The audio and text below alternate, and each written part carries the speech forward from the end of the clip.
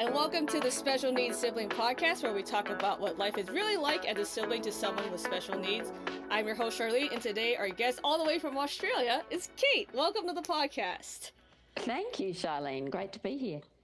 Yeah, thanks for coming on.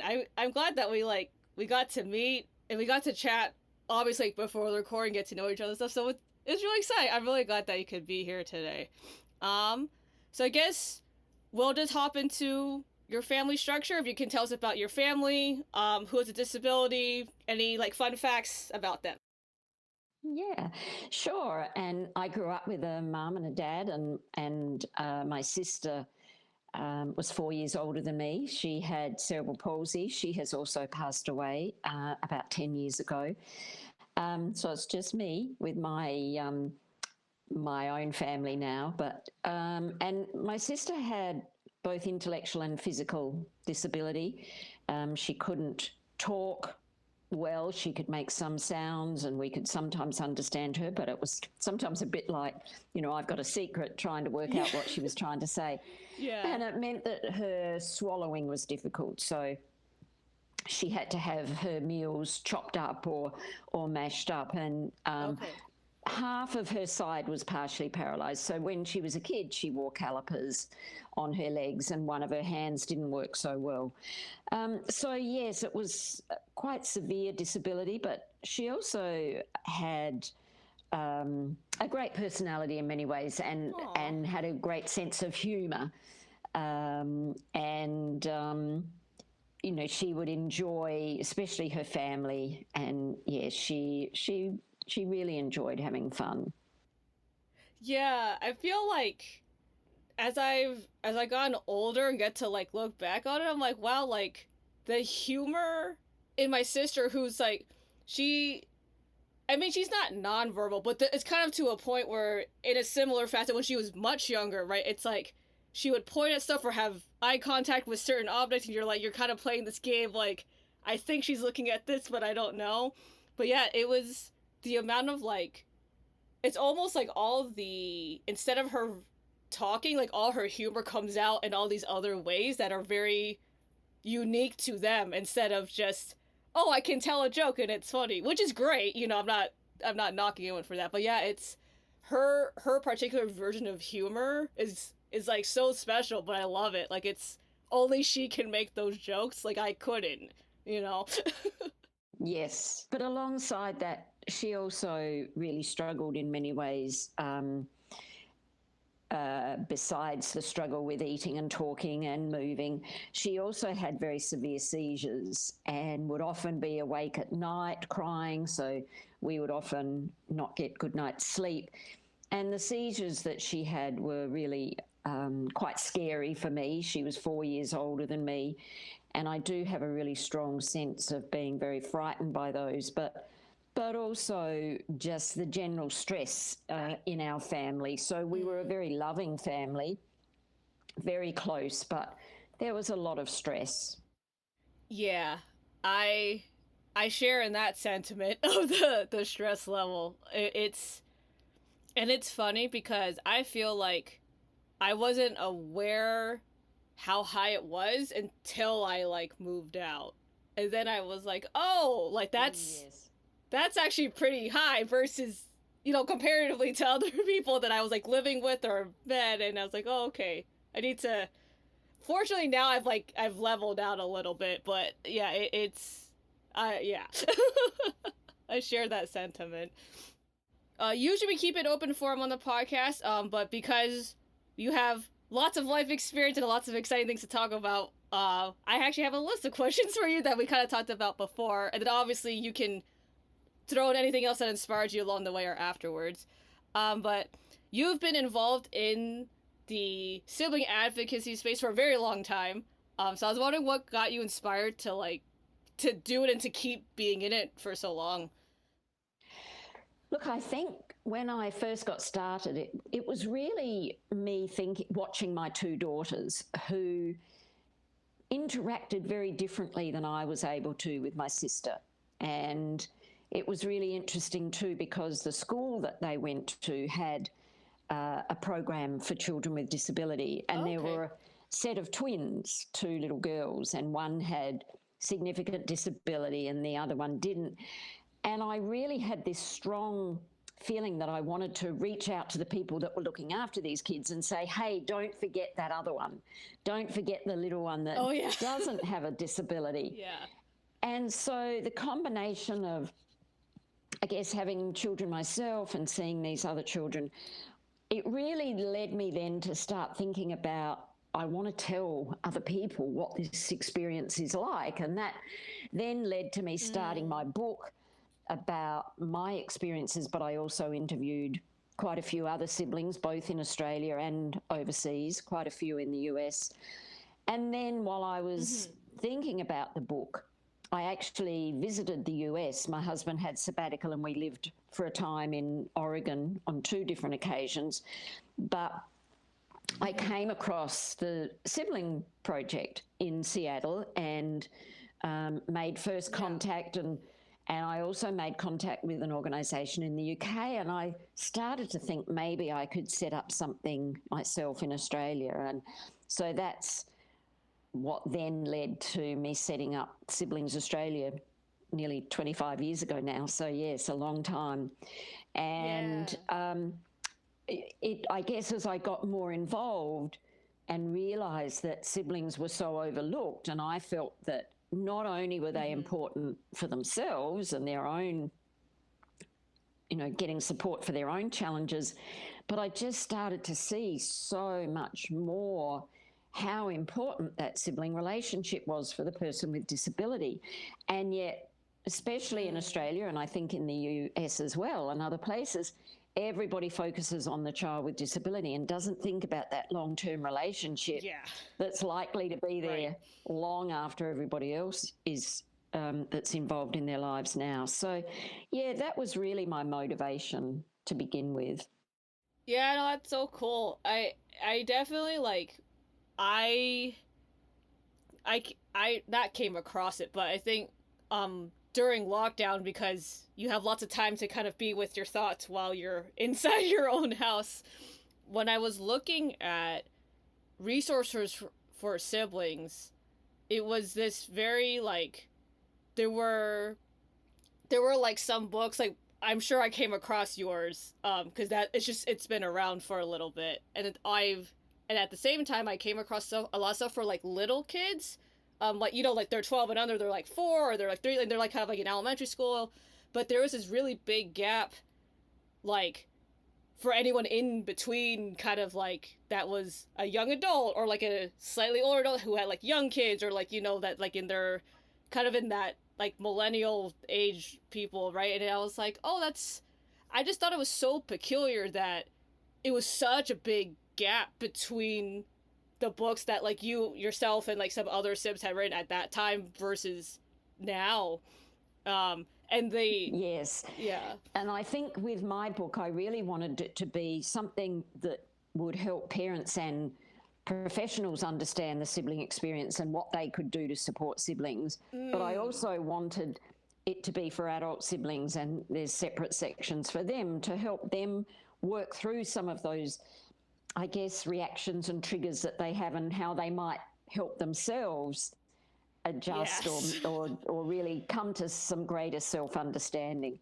And so both of them really started to be thought about at a very similar time, about 24 years ago. And so yes, the book's been out there for a long time as well, and it's odd because it's called something else in Australia. In Australia, the first edition was in 2002, and then the US put out an edition called Being the Other One in about 2005, but then we did a revised edition of the Australian one, which came out in about 2015, which is called Siblings, Brothers and Sisters of Children with Disability. Just a little plug there. But it's confusing because the US one, Being the Other One, isn't the revised edition, but it's really hard. People sometimes think they're different books, but the revised edition is obviously a bit different. But it's Yeah, that's why I remember when we first started talking about it. I was one of the people who were confused because since I'm in the U.S. and I was like, wait, and I remember as we were talking, I was looking at it, and you were explaining some other things. I was like, oh, okay. The picture kind of came together. So it's interesting how that kind of works. And what the funny thing about the books is like when I was looking, literally in between that time and when I started this podcast earlier, um, like I think I've met 3 people who are Sibs who have all published books literally in between that time span. So by the time I met them, I looked at their publishing. I'm like, oh, hey, that's after I already tried to look for them. So it's kind of funny And how that's it's great. yeah, it's awesome. Yeah, So because, we all have such different experiences. And, I always say that, you've met one sibling and you've met one sibling because yes, everybody has such different experiences. But what I also say is that often siblings need the same things, though. So they might have different yeah, experiences, but they need the same things. And certainly when I wrote my book and through the work that I've done, and talking with lots of parents and siblings and providers, it's very clear that there are some key things that siblings need. yeah. Which I guess can bring us into our next topic question, which is like, I wonder what it was like for you to meet other siblings. Like when you first came to the U.S. and at that time when before the internet exploded the way it is now. Like I was wondering like what it was like while you're doing your research and just meeting other people and everything like that. Well, it was just amazing, especially in the beginning. I mean, when I started interviewing some adult siblings, especially in my hometown, it was really quite moving. We were often in tears. And I think it was really Yeah. about that sense of this person understands. And, Yes. and it just then validates you. And no, I'm not going Yeah. crazy after all. And Yeah. also in my research, I started finding books that had been written by professionals, not by family members, that talked about some of the things that I'd experienced. And again, it was like, Oh, whoa, interesting. that's Okay. me. And it was just so validating and important to come across that. And I wish that Yeah. I'd been able to much younger, but it was still better to do it then than never. And so, yes, it was, Yes. it Yeah. was really, really such an amazing experience. And I made lovely connections with people and still continue to have those connections with people. Yeah, I think that was the thing when I had met siblings like before the podcast, right? Just like in everyday life and stuff like that, and that was its own kind of like very awe-inspiring, moments in time. And I remember I have very specific memories of like when I met certain people, just because it was that like interconnected and everything. But the thing that continues to blow my mind about the podcast is like I will meet people from around the world, right? Different ages and the whole thing, and it's like but it's still so we connect so much on different levels that I can't connect with people that I grew up with because it's just so different. So I definitely feel I feel yeah, it's I love feeling validated because you just like, oh, I'm not insane. Like it's such a great feeling to know that Exactly. other people feel the same things. Yeah. Yeah, and had you met any siblings before you kind of started your investigation into that? Just like in, with your family proximity or school or anything like that? Well, it's interesting because my sister went to a wonderful school and now the families interacted a lot and there were lots of activities. And so I did come across siblings and then they made friends with people who had kids with disabilities. So I got to, Mm-hmm. sometimes play with the siblings, but I'd never had a meaningful chat with anybody about our Okay. experiences. That had never been facilitated. So people certainly were Okay. happy to have these siblings come together and play, but there was never any never any understanding of how helpful that would be to have us talk together. And even Oh, later, okay. when I had contact with therapists, for quite a while, none of them ever explored my family situation. Here I was, I'd grown up with an older sister with severe disability, And all they could do was talk to me about deep breathing when I was having a panic attack, or, they didn't ever explore what had gone on in my childhood. And that, I guess, going back to that earlier question of what motivated me, it was also that lack of understanding in people that I went to try and get help, who just like, it just didn't rate a mention for them, and they knew. I told them, but then it was just onto this other stuff that was just useless. And it was not until probably in my 40s that I found somebody who helped me work through some of that stuff. And so that was really the big impetus as well, that sense of I've got to get this out there. I've got to get more people thinking about this and understanding it. Yeah, no, I'm holding back my laughter because I was talking to my husband about something, and he literally told me to do breathing exercises, and I was like, really? Like, and so I just had to bring that up because like I had already at that, and that's more recent, right? Because I already was the first therapist before I switched states, right? Because they're licensed in different states, right? So was my first. She already taught me how to breathe, and that did help at the beginning because we didn't get into all the kind of the deeper stuff that you actually need to kind of work through with your inner child. That we can kind of get into that later, but it just cracked me up when he said that because there is so much work. Because I was gonna, which I didn't write this question down for you, but I was wondering if you wanted, or however comfortable you feel about talking about working someone through those things. Because I know, like, for myself, it's been so helpful with having my therapist help walks through that with me and kind of giving guidance and she's very well informed. And now I think, at this point in time, people are much more educated in that space. Definitely. And look, I think the thing that this particular therapist did with me to begin with was he actually gave me permission to be talking to him and talking about this stuff. He said, it's good that you're looking at this. This is important. And yes, it would have had a big impact on you. And I think part of me always felt a little bit self-indulgent. I knew that I was having these issues, huge anxiety, panic attacks or whatever, but it just felt a bit self-indulgent because I didn't have the issues that my sister had. And, how dare I not manage my life when I had everything going for me.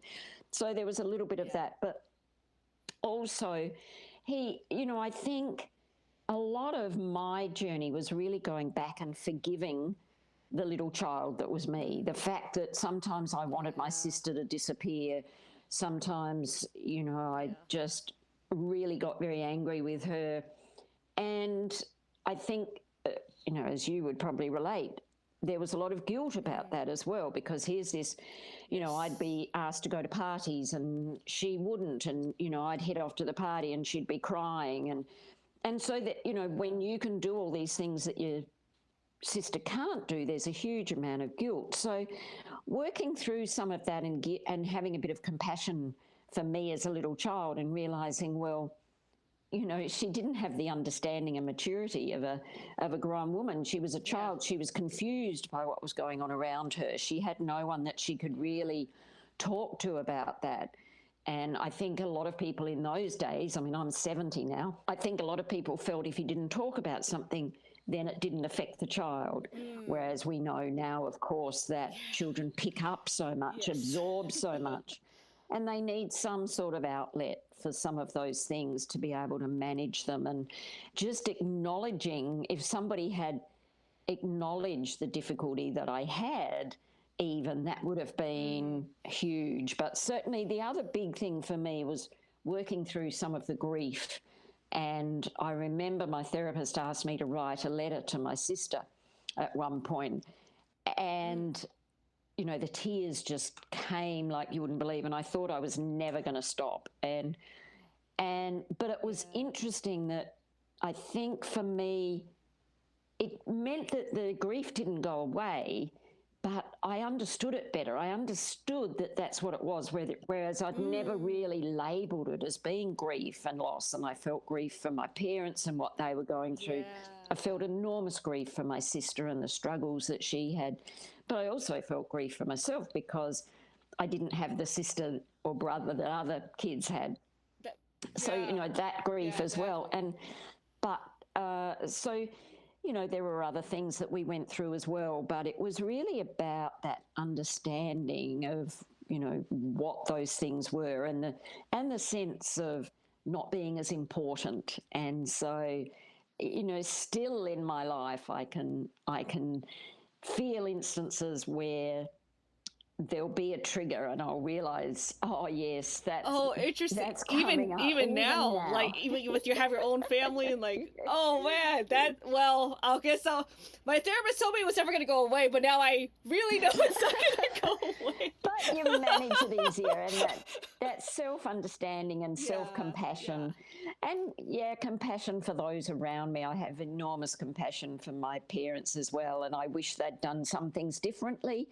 But I also understand, what they were going through and their grief. But I was definitely the good child. I didn't want to make waves, and I think that's a very common thing for siblings to feel, that they've got enough to deal with. They don't need me to be naughty or not do as I'm told. So yes, I'm always the good child. Yeah, I'm right there with you on that one. That's story of my life. No, yeah, thank you so much for talking about your journey through that. I know, like, different people feel different ways about, like, counseling and therapy and everything. But yeah, I'm a very big advocate of therapy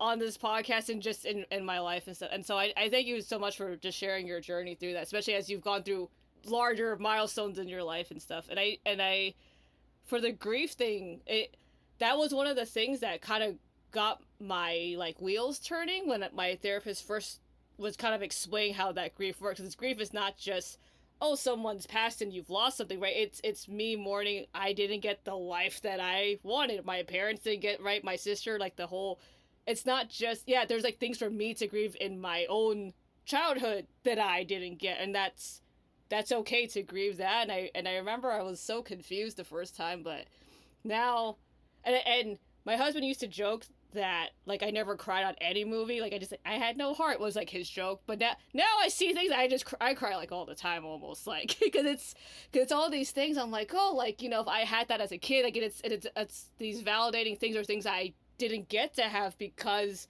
of family situations or how I grew up. And it's so it feels good to cry now, which is good. But yeah, it's definitely there's always things to process and, like, things to go through, but it's all for the better of everybody. It can be complex. Yeah. As you were meeting siblings kind of, like, in different parts of the world, like between the UK and the US and then Australia, were there any cultural differences that you noticed between those three major ones, or is it kind of all the same that you saw? Look, I think the reactions and the needs and all of those things are pretty similar. I didn't see a lot of difference.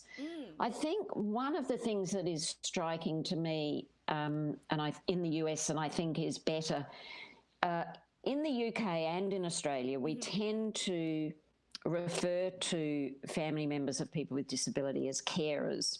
So, I'm a carer, whatever. Okay. And this person is a carer for this person with disability. Oh, I see. And in the US, the terminology tends to be more, I'm a family caregiver. And to me, that makes a big difference and it's subtle, but that difference in terms of power balance and dignity for people with disability, a whole range of things. And in Australia in particular, I've fought very hard against siblings being lumped under the young carer umbrella. The young carer term really started out in the UK and has been taken up in Australia to refer to young children who were originally, it was referring to children who cared for parents who had an illness or disability. And so, often their schooling was affected and whatever. And gradually, siblings have been included in that as well, which I think that, I'm happy for siblings to get support from wherever they can, but I see it as two overlapping circles, that young carers and siblings have some things that are very different and some things that are overlapping.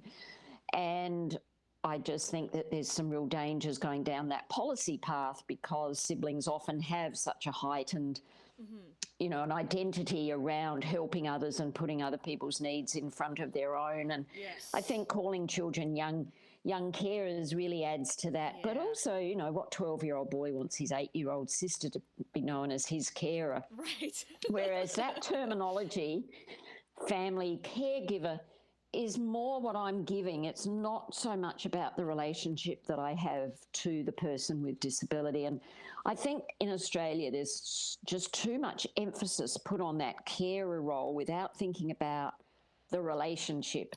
Okay. And so often it's policy around carers rather than policy around relationships. Yeah. And I think that's a real danger because that sibling relationship to me is so important regardless of whether you're providing direct care or not. Yeah. That relationship, the relationship that I had with my sister was far more important to her than any care that I might have given her. And I was fortunate in that I didn't have to give day-to-day care to her, but certainly if she came to visit and I took an active role in the organisation that supported her. So I was very active in that, but I didn't do the hands-on caring. But it's the relationship. And so a lot of my work in recent years has been around working with parents and providers on how people can nurture that relationship rather than focusing on the care aspect. But getting back to the original question, look, I think the issues and the needs are pretty much universal. And I've talked to siblings from, so many different countries, and they're all pretty close. And it was interesting because I've done a lot of presenting in Italy, and I love Italy, and I've become very connected to it. And when I first went, I was a little bit nervous about talking to parents because I sometimes talk about the importance of faith, or, how sometimes people's faith can be just totally destroyed by having a child with disability. For others, it becomes stronger. Yes. And I often talk about the meaning of disability, and that can sometimes, some people see disability as a punishment or as an absolution that they'll surely get to heaven. Now, I don't believe any of those things, but I sometimes talk about those aspects, and so I raised them. I worked with a psychologist, and I talked to him about it, and he supported me in raising some of those issues, and there was a lot of connection still, and a lot of resonance with thinking about those issues. So even though they're a very religious society, a lot of those issues still resonated. And so, yes, I think whatever the culture, there are some differences. I think our Indigenous people probably handle the situation with people with disability maybe differently to us. There's probably other cultures who do, but certainly in terms of developed countries like Australia and the US and the UK, there's not a lot of difference. Yeah, that's so interesting because it's not something that I even really thought about until we were talking about that you've lived just in different places, and it's it's just it's interesting how even though we can grow up different and different environments and just and other cultural aspects that are different, but but the needs are they're very similar, right? A couple you maybe don't dot every I or cross every T, but they're very similar in that regard, which is it's so fascinating. But it also simultaneously it's so cool because then I can meet other people like yourself, and we're across the world, and we can talk about it all day because we just have it's all the connection points are all the same because we feel the same thing. So that part's so exciting at the same time. And I was wondering, because I do not have as much life experience as you do, and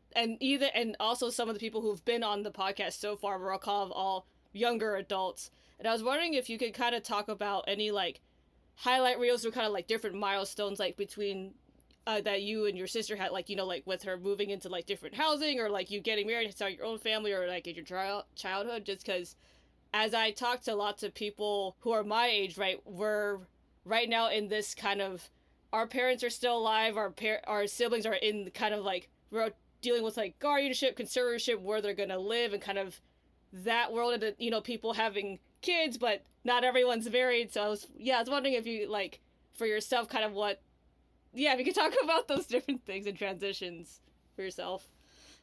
Sure. And look, I think when I think about my childhood, again, as I said earlier, we played together. I think we had fun, but there was a lot of stress, and I'd be awake a lot and frightened by her seizures. And, you know, I remember that sometimes she would go to stay somewhere else. I guess the term here in those days was respite, to give my parents in particular a break, but me as well. But often she would be so upset at going that it just was hardly worth it, you know. And so the thing that I do like these days is that there's more of an emphasis on, you know, everyone needs a break from family, and there's more emphasis on a child with disability maybe going and having a sleepover like other kids do, and having some of those tiny independent activities as at whatever level that independence can be. But I think that's so important. Certainly as I started to get a little bit older, I was very embarrassed, and partly because when we went out, people wouldn't just stare, but they would stop in their tracks and watch as we walked along, because she, you know, had an unusual gait, and she would often be drooling and maybe making some funny noises. And so I really did feel quite embarrassed, and that lasted for quite a long time, I think, even into my 20s. And I did a lot of traveling in my 20s. And I think that was partly to just develop my own identity, to develop some independence. And I feel very grateful to my parents looking back that they supported that. And it must have been very difficult for them to wave me off to go overseas in a period where you didn't have mobile phones and the internet. So, you know, it'd be 10 days between me writing a letter and then getting it, and then they'd send a letter back. I know it's hard to imagine, but so I was still very involved with my family and close, but I really didn't have a bond with her. I didn't communicate a lot with her. As time went on, that happened more. And when I had my own children, she just adored her nieces. And we really, you know, brought her into the family, part of the family. We, you know, did family things with my parents and with her and our children, my husband and I.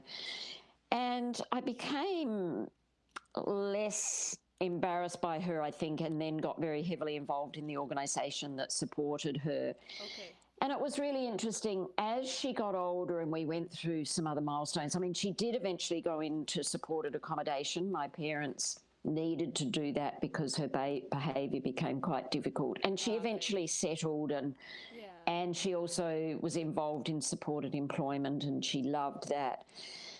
But it was really interesting, and I do feel a sense of sadness about this in a way, because later when my mum had severe dementia, there were times where I was able to communicate a little bit more with her, in the sense that I got a real sense of her really not wanting to go and see my mother, because it upset her, I think, to see my mother having dementia. And so that, you know, my mum had dementia for about 10 years, and it was pretty hard. And I think with my sister later, I was able to communicate with her at a different level, which is interesting. But the other thing that I think is quite interesting, that I hadn't understood her compassion for others. And when my father died, and it was really hard sharing that with her, because she adored my dad, she adored her mum as well. But, you know, you can't protect people from grief. And so, but I supported her through that. But one of the most moving things really was during my dad's funeral, my daughter was a bit teary, and my sister was sitting next to her. And I looked over and I noticed she was patting her leg. just a little comforting move of patting her leg. Yeah. And I thought, oh, that is so sweet. Um, and I think she got real enjoyment out of showing that compassion and consoling. And, but not long after that, actually, well, 2 years after that, she passed away very quickly, which again was a huge shock and difficult in many ways. But I have to admit that there was some relief because she was terrified of doctors and hospitals and, excuse me, and I'd had breast cancer and other illnesses. And I just thought if she got anything like that, it would have been a nightmare for her. She would have been so terrified. And, she was 64 when she died, and she'd had a good as life as she could have. Obviously, there were huge struggles, but she was loved and cared for. And so I was really relieved in a way that she didn't have to go through any of those major illnesses. And so, yeah. Yeah. That's, I was like, it's so crazy because it's I'm sure it's, the next thing I'm about to say is definitely related to an age thing, right? Because it's just, right now it's one of those, like, the thing that's most relevant to me in real time is just, like, not being, like, I'm probably, like, well, I don't know how many miles it is, but I know, like, I am a 11.5 hour drive from where my sister lives. And that is, like, such a, like, I would have never imagined me living, like, more than an hour away from her, ever, right? Like, just, when you grow up, you're like, that's just not part of the picture, so it's like, right, and I'm just trying to deal with that, right, and it's not a dealing with, that's just accepting kind of, like, where we've chosen to be, her best housing situation, what's best for my parents, right? It's kind of collectively that it's worked out, because if she was not able to get into that place, I probably wouldn't be here, right? So it's very much all part of, like, the grander scheme of things. But yeah, there's so many. Yes, and also these days, it's so easy to stay in touch. I think people with disability, especially if there's intellectual disability, it's not the same as a hug, obviously, but a conversation or a connection through digital means can mean so much. And so I think it is easier when people are further away these days to be able to manage that. Very true. Yes, yeah, it's just, I feel like it's just, there's lots of ups and downs, and I feel like for siblings, it's just the highs are really high and the lows are really low. It's just more so than, like, the average person, because it's not just us, right? It's the whole package, like, with our sibling. Yeah, there's so many things. Those are all the questions that I had written out earlier. Did you have anything else that you wanted to bring up or talk about since we're here? I don't think so. I think I covered most of it in terms of that relationship being important. And yeah, look, I guess if I was to offer some sort of encouragement to adult siblings in particular, it would be to really try and understand your reactions and those triggers. And I said earlier how, sometimes those triggers would happen even in adulthood. And I remember very clearly one day when my youngest daughter, who's now in her 30s, was about 4. And so we're talking quite a number of years ago, but, I was in my early 40s. Excuse me. And I was chastising her. My sister and my parents were there, and I was chastising her. She was being quite naughty. And my sister came over to me and hit me. I think she must have felt like I shouldn't be chastising my little 4-year-old. And she hit me on the arm, and then she walked over to the corner. It was really quite funny when I look back on it. And I couldn't help but think, I felt like saying to my parents, hang on, I was the one that was hit. What are you doing following her? You should be checking that I'm okay. And so I realised then that, it was a very child like response to and the fact that I was aware of it was interesting, and I could have a bit of a laugh about it. But I still remember in my childhood where my sister, even though she had physical disability, she was quite strong, and she would often hit me, and I'd hit her back, and my mum would say, "Don't do that, she can't help it," which used to make me so angry because I felt like she could damn well help it. And my mum, 100%. My mum, she my mum 100% was aware. Don't do that, she can't help it. And you know, looking back on that now, and when I work with parents, I often tell that little story along with others that I've heard from others along the way, and say to them that what would have really helped me at that point would have been if my mum had said to me, "I wish she didn't hit you. I'm sorry she hit you, but she doesn't understand, and that's her only way of expressing her anger. What else could you do instead of hitting her back?" That recognition and understanding, that acknowledgement. That would have been, that's golden ticket. Like, I feel better in that situation. That wasn't even there. Like, that's golden ticket. It's about that acknowledgement. And so, you know, I think as adults, just understanding what it is, what were the messages that you were given as a child, and what have you taken over into adulthood, and try and, if you need to, have a therapist to help you work through that, because sometimes it's hard to work with your family around those issues. So I think that you can get to a point where, yes, the grief and the all sorts of things might still be there, but I think you can manage it better and understand better. And I think, too, having compassion for yourself is really important, and for others, as I said earlier, realising that I was a little kid dealing with these things, that, you know, I wasn't a bad kid after all. I think I grew up thinking I was this horrible child because I wanted my sister to disappear. Yeah. Whereas other kids can say to their brothers or sisters, you know, "Drop dead, I hate you," and nobody worries about that. It's a normal part of child development, a very healthy part of child development. And that's what I meant when I used to see my kids interact where they'd look like they were going to murder each other one minute, and then they'd be sitting on the couch with their arms around each other. And I just realised how healthy that was, to be able to express that anger and so intensely, but then also the love. I'd also suggest that siblings connect with other siblings as much as they can online. The Sibling Project in Seattle, certainly the Sibling Support Project, has an online group. We have one in Australia that I set up many years ago as well.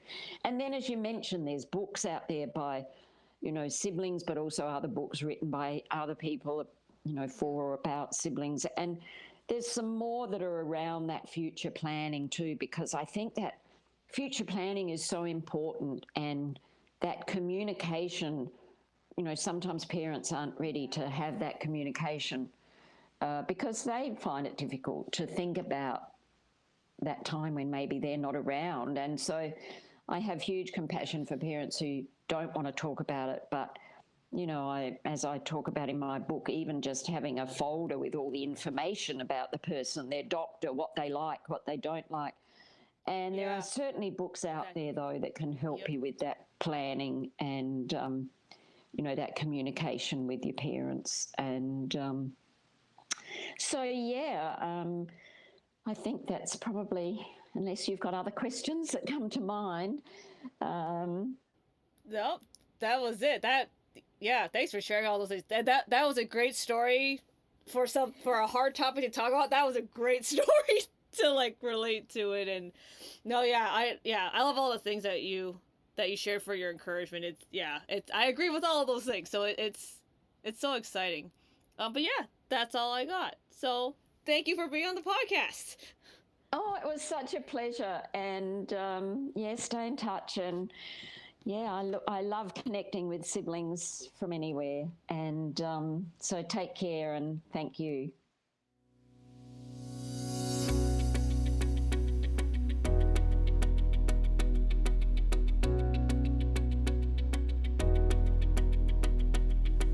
Thanks for listening to the Special Needs Sibling Podcast. I hope you had a good time listening and feel encouraged in your own journey as a sibling to someone with special needs. If you liked this episode, please share it with your friends. And if you want to hear more stories, please subscribe to the show. You can find us wherever you listen to podcasts. Also, the show can't happen without you. All special needs siblings have their own unique stories, challenges, family dynamics, and lots of life to talk about and explore. This podcast is here to let you know that you're not alone and that you matter. If you would like to be on the show or just chat off the record, please contact me. My info is in the show notes. Until next time, this is the Special Needs Sibling Podcast.